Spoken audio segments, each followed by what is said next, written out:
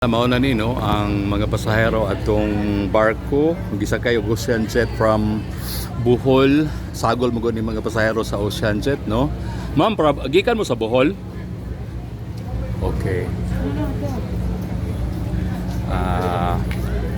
Atong giatangan mga higala no ang mga pasahero kay katong barko nga nasunog actually from Iligan, Siquijor, Tagbilaran unya abot og diri sa Cebu nya nasunog dito sa Tagbilaran kaganihan kadlawon. So mo nang nisakay sila og Ocean Jet paingon diri mga higala sa Cebu no karong hapon unya atong giatangan ang pila sa mga pasahero. Okay. Apil mo sa katong barko nga nasunog? Kumusta man mo?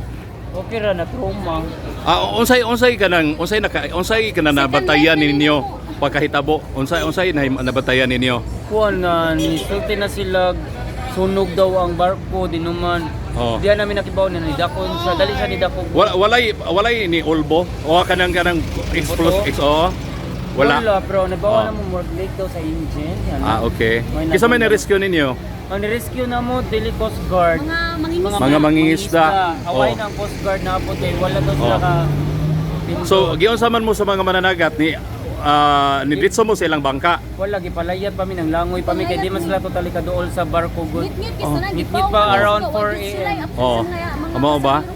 So muna dako kay mo pasalamat sa mga fishermen. Yes. Tagadiin mo. Diri rami Cebu City Pardo. Nag-usap mo sa Siquijor mo? Gikan?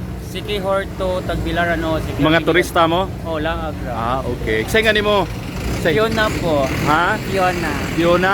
Yeah. Okay, salamat din mo Fiona ha. Thank Okay. you so much. Okay, so mo to manghigala si Fiona no.